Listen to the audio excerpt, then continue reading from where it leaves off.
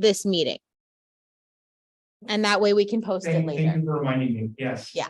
And yeah, for those who are going to watch the recording later on, reach out to me and I will tell you which it is. Okay. You didn't miss much.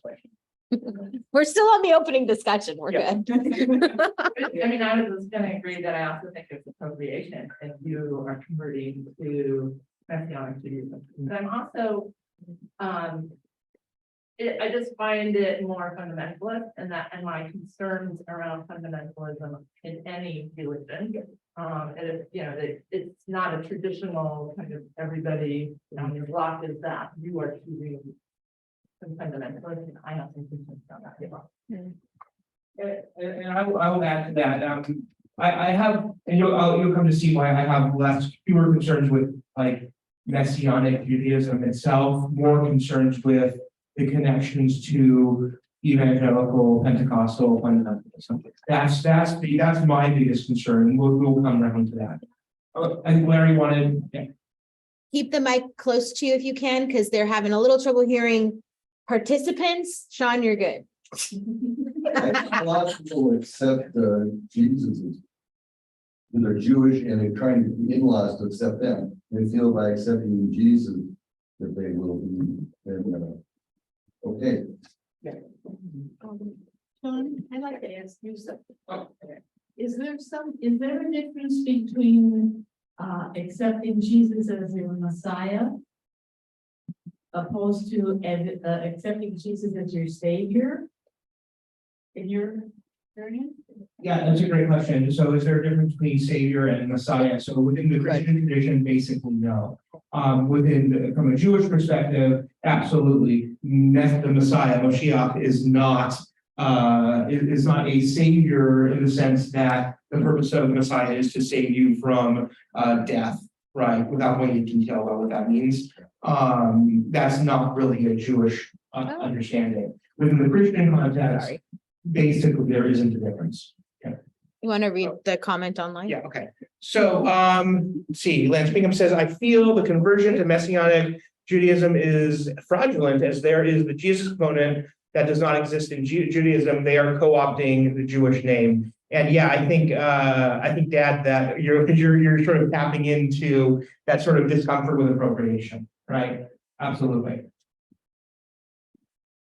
Okay, I'm going to amend what I said earlier because I thought Genevieve made a very good point about the subterfuge element. And I know a lot of Messianic communities, when they get someone who is ethnically Jewish, will basically go like, "Ooh, we got one," and stuff like that. And they will use that person to prop up. See, there are Jews people who are born Jewish who believe this and stuff like that. So.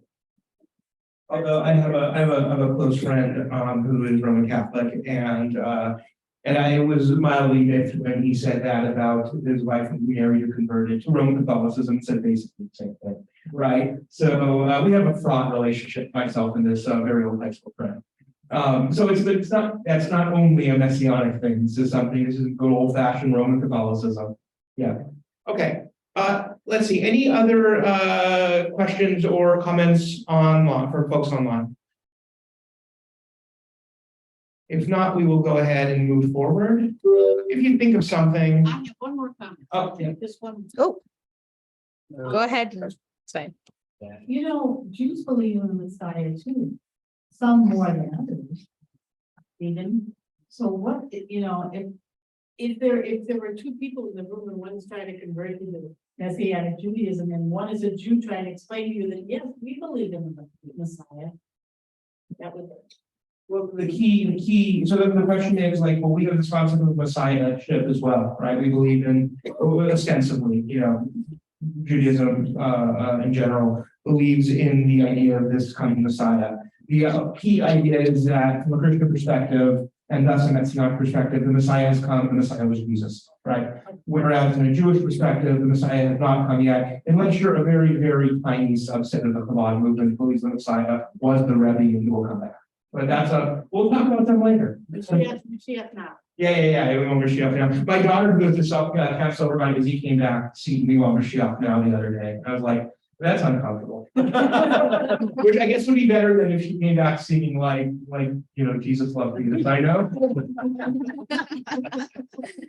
All right, I want to sort of, I want to talk about like what got me into this in the first place. Because it's an interesting journey of what got me to talk about this and what got me to sort of delve into Messianic Judaism in general. So there were a number of things that got me fascinated by this. The first was some early stuff. My first encounter with Messianic Judaism was not by encountering a Messianic Jew or Jewish or Jews for Jesus or something like that. It was through a lecture, a cult awareness lecture that NIPT set up for us at Temple Bethel, where I went, right? So this was just down in South County. That's where I was raised at Bethel.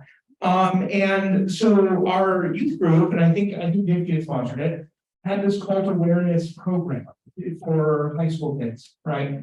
And the reason they did that is because I put 1997 there. The reason they did that is because the Heaven's Gate exiting of vehicles or the mass suicide had just happened. And I guarantee you I'm going to find a way to shoehorn Heaven's Gate into this class. I always do. I don't know how I'm going to do it yet, but I'll find a way. What? No, I mean like more like in depth. But anyway, this had just happened, and so what's that? When you get to the next thing, you'll just need to read the chat. Oh, okay.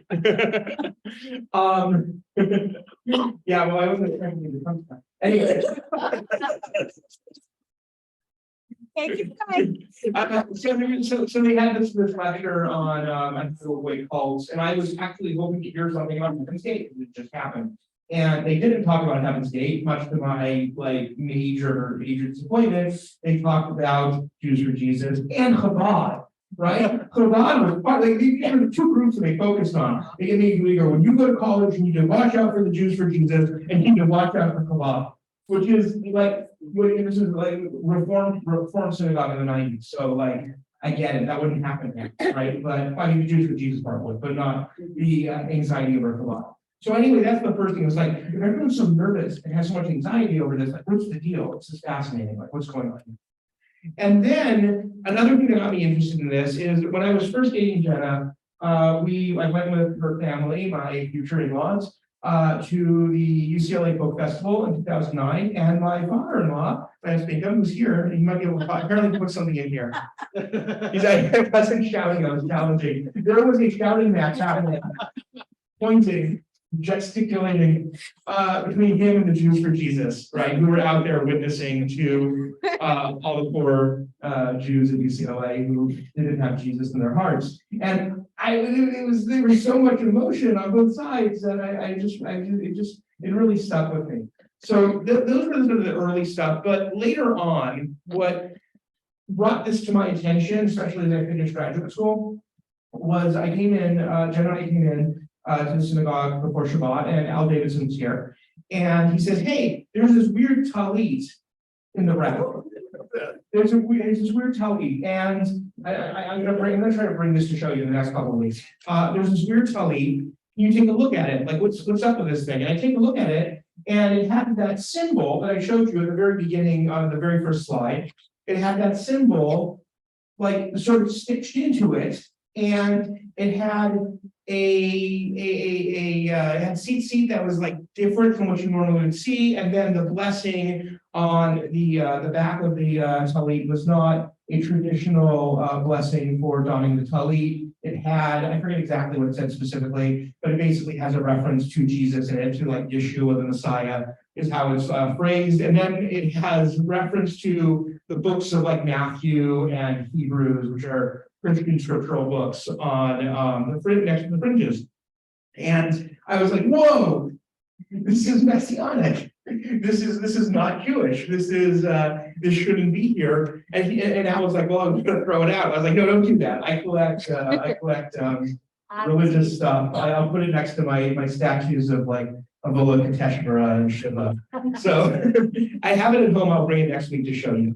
So that was something that happened. And then in 2018, in the aftermath of the Tree of Life shootings, there was this thing that happened.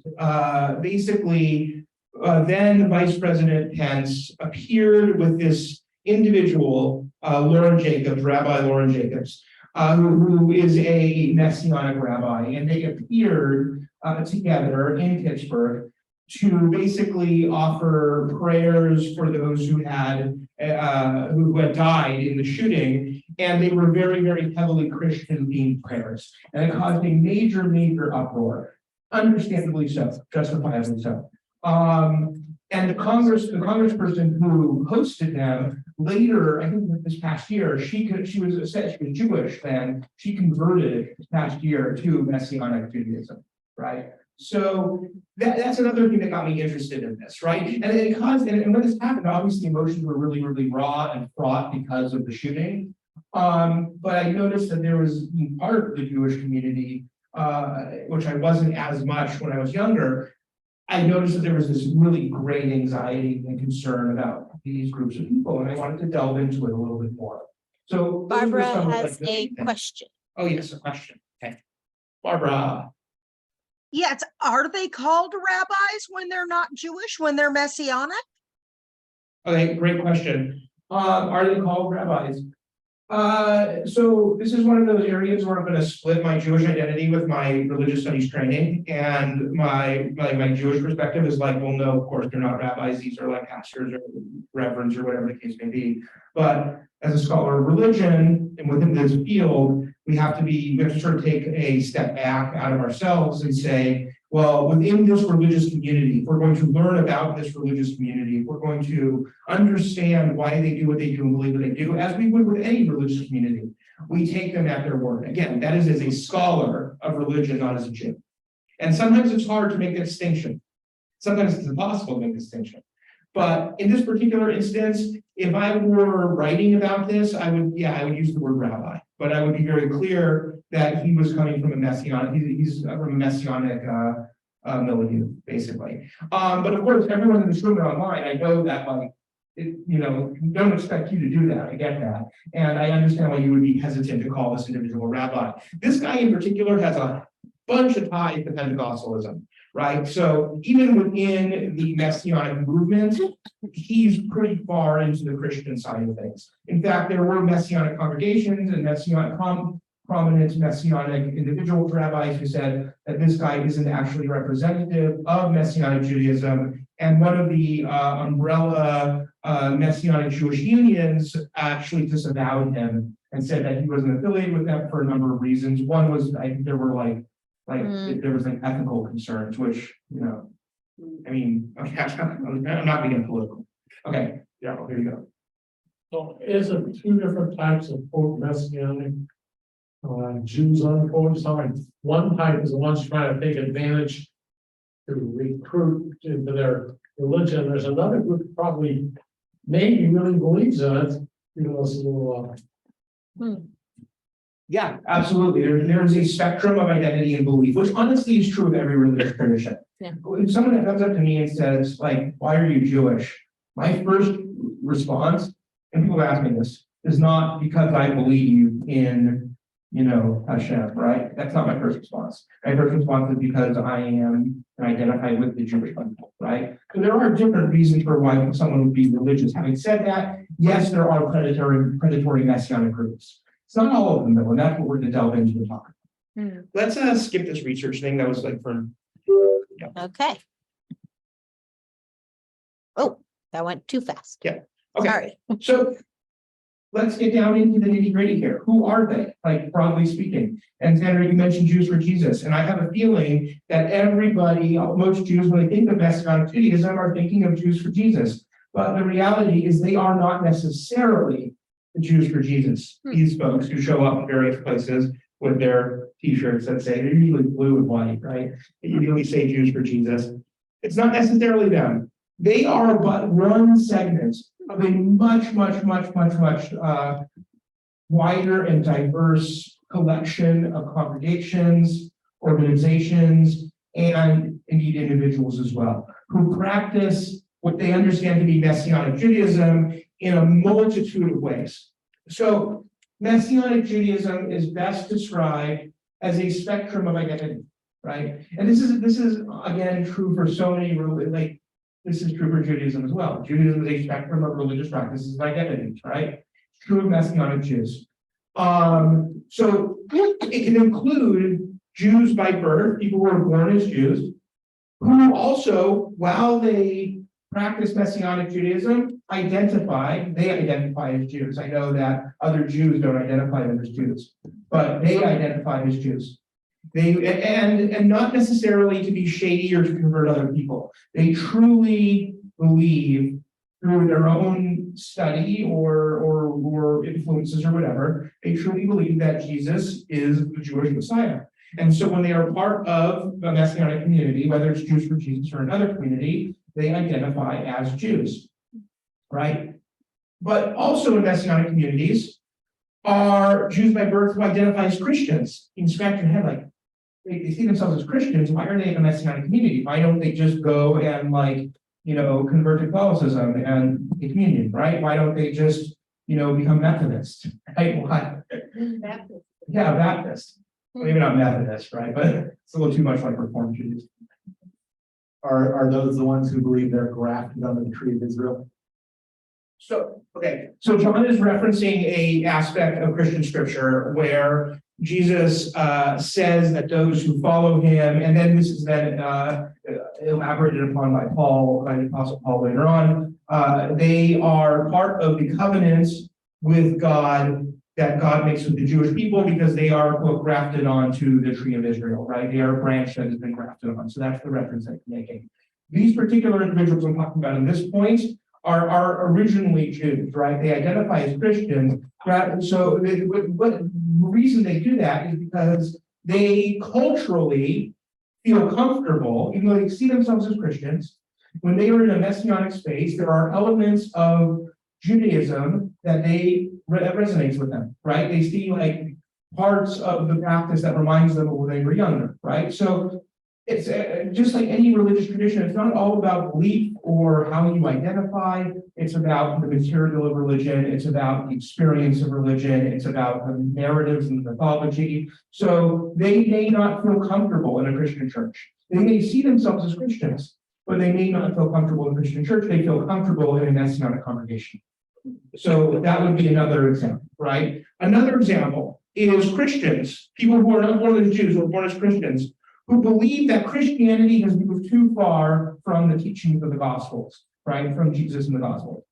And this is we're going to get to this. This is really cool. This is actually something called primitive Christianity. It's related to some things that happened in some American movements in Christianity. But basically, they feel that there was a way that Christianity was practiced in the first century and that it was ostensibly more Jewish. Now, of course, Judaism now is very different from Judaism in the first century, and that's an understatement. But from their perspective, they feel that by taking on Jewish practices, they are more like Christianity of the first century, because Christianity of the first century was ostensibly Jewish and thus would have been more like what, as they understand it, what Jesus would have practiced. Okay, and then you have Christians who are just curious about Judaism. They may not know any Jews. We live in a very diverse part of Southern California, and so most Christians here have met Jews before, but something happens. Every so often I meet someone who's like, "You're the first Jew I've ever met." Like, really? It's Orange County. I know it's not LA. Come on. But yeah, so you may imagine if you are living in, like rural Iowa or something like that, and you're curious about Judaism, and there aren't any synagogues there, but there's a Messianic congregation. You might then go and check that out, right? Because where else are you going to go? So you'll find in Messianic congregations Christians who are just curious about Judaism. And what's really interesting is, and then also you will find people who identify as conversos. So remember that I said that these are diverse communities. In fact, I would say that most Messianic congregations, especially in the Southwest and California, tend to be more ethnically diverse than most Jewish congregations, right? So you will find people, especially people who are Latin American, who identify as Messianic Jews, who maybe come from a Catholic or from a Latin American Pentecostal background, who become Messianic Jews because they have this history in their family the sort of family historical narrative of being descended from the conversos, from the Sephardi who were forcibly converted to Roman Catholicism by the Spanish in the 15th century, right? And so these conversos, who people who identify as that, might also join a Messianic congregation because it's a step in the direction of what they see as their ancestral heritage, right? And then finally, you're going to find former Jews and former Christians who identify as Messianic Jews, right? So they don't necessarily identify as Jews or Christian or whatever. They like, this is the religious movement I'm a part of now. I'm not a Christian, I'm not a Jew, I am this separate thing, this Messianic Jew. It's not a little more rare, right? Because there's definitely a desire, I'd say, not overwhelming, but a very strong desire among Messianic communities to see themselves as normatively Jewish. And of course, there's pushback in the Jewish community from that. But there are some segments of Messianic communities that will say, okay, fine, we're not Jewish, we're not, and we're not Christian, or something else, we're Messianic. So that does exist as well. So again, you have this wide spectrum. What each of them shares is a belief that Jesus was and is the Jewish Messiah. That's the thing that all of them have in common. That's pretty much universal, because if it wasn't universal, they wouldn't be Messianic. And in fact, there are many Messianic Jews who lose that as they study Judaism through a Messianic lens. They come to and maybe they start learning Hebrew, and maybe they go online and they look at videos about Judaism, and they begin to say, you know what, this isn't quite the way that this should be. Many of them then convert to Judaism. So it also is a stepping stone, sometimes consciously. There are some who are like, I'm interested in Judaism, but I'm afraid of giving up Christianity. I'm going to go to this first. So it also functions as a stepping stone into Judaism as well. All right. Was there a question in the online? Okay. They were commenting on how Eastern Washington has 2 Jews. Well, you can comment. You can say, I feel your pain. Yeah, That's no, me. I definitely hear that. My mother lives in Preston, Arizona, and there are there is a small Jewish community, but it is very, very small. Definitely more than 2. I would say maybe around 45. But like I definitely I hear you to a certain degree, as much as I can understand. Yeah. Yes, and one I think just moved back to California, they said. Oh, No, there's one. Okay. sorry. He just the Messianic good. Okay, so you're- How big? I get it. How big? You mean like how big is the Messianic community? You mean like throughout? In relation to all religions. Yeah, Hmm. that's a very good question. I don't have the exact answer, but if I can sort of surmise based on when you look at a Pew Research study that says how many people identify as Jewish, and then ask what that means to people. The most recent one, it's depending on how you measure it, it's between 14.5 and 5. Within the world, 14.5 and 5 million, 15 million people in the United States. It's like in the area of 5 million people, but then it will say how, and I might be a little bit off on my numbers, but that's sort of the ballpark. Then there's people who like identify with Judaism, but aren't considered Jewish by the metrics of this research study. And it's somewhere between 1.5 to 2 million people. What that means, I don't know exactly, but I would guess that it's give or take around 1 million people. But it could be a lot less. And if you look at only people who are affiliated, it's going to be less. There's probably lots of people who are just online or like, that's how I see my religious identity. So long story short, I'm not sure exactly, but I would guess somewhere, give or take, in the ballpark of 1 million people. Yeah. But I could be wrong about that. I'm gonna look that up and see if I can get a better number for you. All right, Oh, Brian. you ready? Oh, Yeah, I'm wondering if maybe also in that percentage point or whatever, also fits into people like the person who cornered me at my uncle's funeral at one point said, oh, I am a completed Jew. Yeah, and so, and who identified as Christian. hmm. Yeah, so I'm a completed Jew. So that's this is a notion called supersessionism, which we're going to get to not tonight. But what it means, like, what is the purpose of Christianity in relation to Judaism? And there are some very, very old ancient tropes and theologies involving supersessionism that go back 2,000 years. And what you're referencing is an outgrowth of that. In many ways, it's like a precursor to the Jewish question itself, but let's not get too in depth with that yet. Yeah. But I would say that this person, we can pretty easily say that this person is Christian. Oh, yeah. Is a precursor to what? Oh, when the question is like, what is the role of Jews in relation to Christianity, which is the essence of this idea of supersessionism, which we're going to come to, so don't worry about it right now. I said it's a precursor to the European Jewish question. So we'll talk about that over the course of this course as well. All right, so Freshman seminar. freshman, yeah, okay. Jen said freshman seminar, don't go too theoretical. All right, so the organizations themselves are very diffuse. There is no one body of like governing body or central organizational body of Messianic Judaism. So I want to say this again to everyone online and here in this room. It's not just the Jews for Jesus. Totally get how y'all would think that. I used to think that too. No, there is no central governing body. There are organizations, right? So for instance, there's organizations such as the Union of Messianic Jewish Congregations or the Jews for Jesus, right? But there's also all sorts of different diffuse individual congregations and even individuals themselves. So this particular congregation back here, this is actually the one that Barbara referenced that's by her home. This was when they were in Santa Ana, though, where Jen and I used to live. So this is Congregation Ben David, which, as you know, means son of David. That is a reference to the lineage of Jesus in one of the Gospels. I want to say Luke, but I forget exactly. And so, not to be confused with Beth David, house of David, right?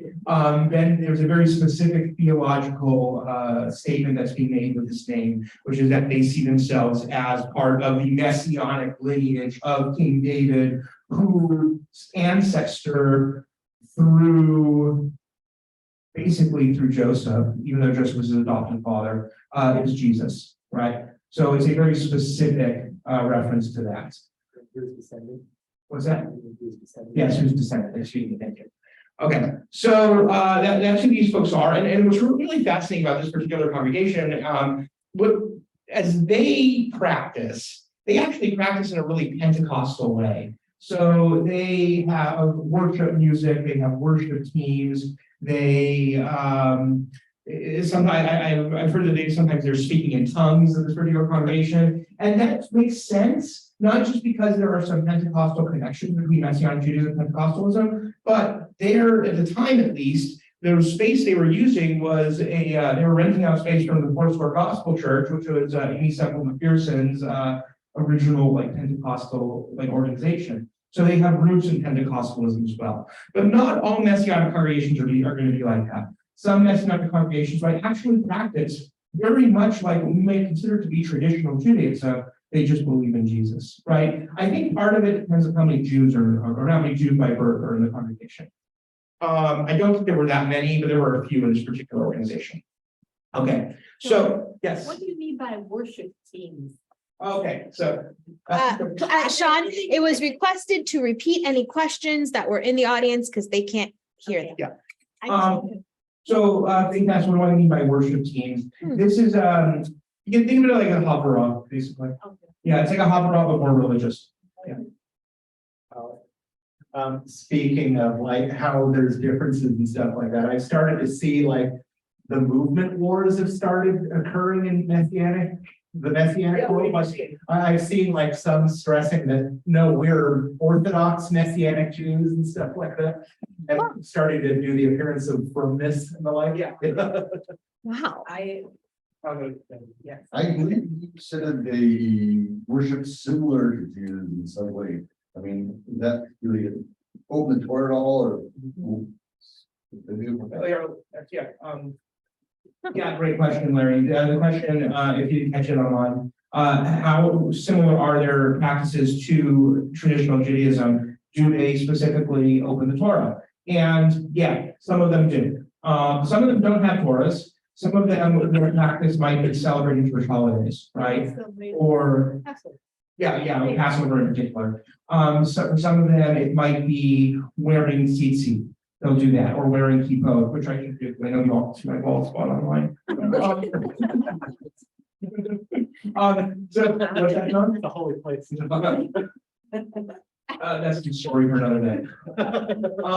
You should repeat that. It was funny. The story itself? No, John's comment. Yeah, but They couldn't hear. oh, John said it's a holy place. They don't understand that it's a joke.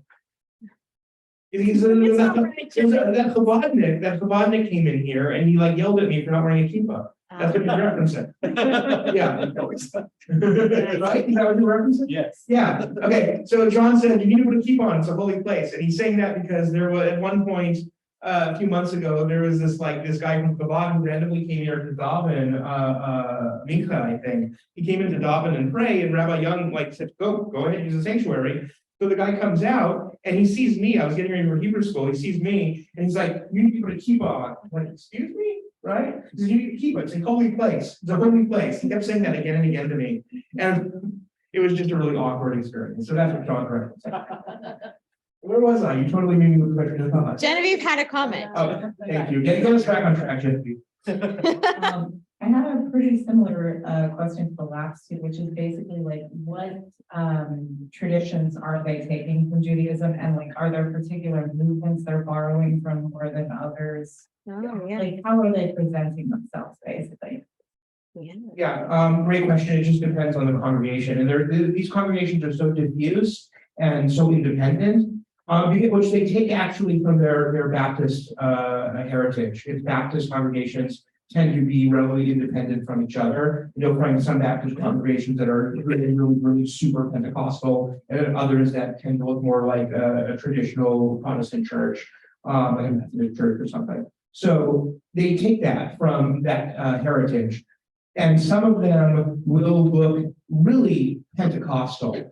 And what they take from Judaism will be like blowing the shofar, right? The experiential things. Or they will take Pentecostal like to dance. Actually, it's a thing. You see a lot of dancing and folk dancing, Pentecostal traditions. So you'll see use of like the horror, right? Stuff like that. But in terms of actual theology, almost entirely Christian. What you will also find Messianic groups where a good proportion of the congregants use traditional adornments, right? And not like Messianic adornment, which we'll talk about at some point because it's fascinating, but actual talits, actual tzitzit, actual kippot. They may actually use a Torah, they may actually keep kosher, right? So it really varies from congregation to congregation. Now, when they really took off in the 1970s, they tended to look more Christian. They tend to be more about that personal relationship with Jesus, which you normally hear from evangelicals all the time. But lately, from the 90s onward, they've taken on more traditional Jewish practices. So what day does Shabbat land on, and what do they start holidays in the evening? Yeah, excellent question. I love that question. What day does Shabbat land on? They start holidays in the evening. It lands on Friday night and they start in the evening for the most part. Now, this is distinct from other Sabbatarians, right? Like the Seventh-day Adventists, who for them, Seventh-day Adventists who are a Christian organization, right? I know some Christians would say they're not, but essentially they're a Christian organization. They practice their Sabbath on Saturdays, not on Friday nights. But most Messianic congregations, especially Messianic congregations that identify as Jewish, because you'll find some Messianic congregations that say we're Messianic Christian, but the ones who identify as Jewish are they're gonna follow a traditional Jewish liturgical day. Yeah. Great question. Other questions? I don't know if there's any more online. Nope, not right Cool, now. right. So, let me see. Ready to, oh, there we Yeah, go. okay. So I mentioned syncretism. What's our time? What are we on time? That's a good question. It is 7:50 of 10 minutes. Okay, cool. Awesome. So let's go through the slide a little bit. We probably won't go through all of it, but we'll try. I mentioned that Messianic Judaism is a syncretic tradition. Syncretism, again, meaning two or more religious, theological, or cultural ideas go into making a new religion. There is no such thing as a religion that is just invented out of whole cloth. When I ask my students in college if they can think of one where religion is completely invented out of nothing, they all say Scientology, because that's what it seems like. But Scientology, L. Ron Hubbard takes from things like New Thought. He takes from theosophy. He takes from aspects of Christianity. He takes from science fiction, both his own science fiction and other science fiction, right? So there's nothing that's just completely invented. The same is true with Messianic Judaism. So that is to say, there's a sentiment among Jews that Messianic Judaism, while not completely invented in the way that some folks imagine L. Ron Hubbard to have invented Scientology, it was invented by Christians to convert Jews. And while there is an element of truth to that, especially among the Jews for Jesus, the reality is that in a religiously diverse community, or like the United States is, Messianic Judaism was eventually going to happen, right? Because Jews interact with Christians. And when human beings interact with one another, new religions form. So I have these two other ideas here, right? And I say that religious syncretism is normal, it's organic. Yeah, is there subterfuge involved with some of these folks? Absolutely. But broadly speaking, the development of Messianic Judaism in America is a normal, organic process in the way, because all religions develop this way, all of them, right? And it goes through this process. So I have these two words out here that I'll quickly, these theories that I'll throw out here really fast.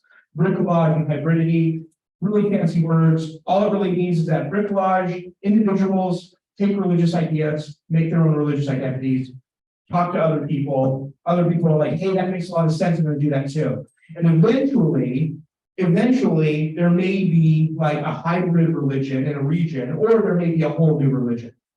All religions develop this way. What's an example of that? So an example of bricolage. Here's one that I really like. I'm not going to ask anyone to put you on the spot, but I'm sure you all know there's people who actually know. This is one that you'll sort of understand. I mentioned it last week. Rabbi Young had a meditation Shabbat, right?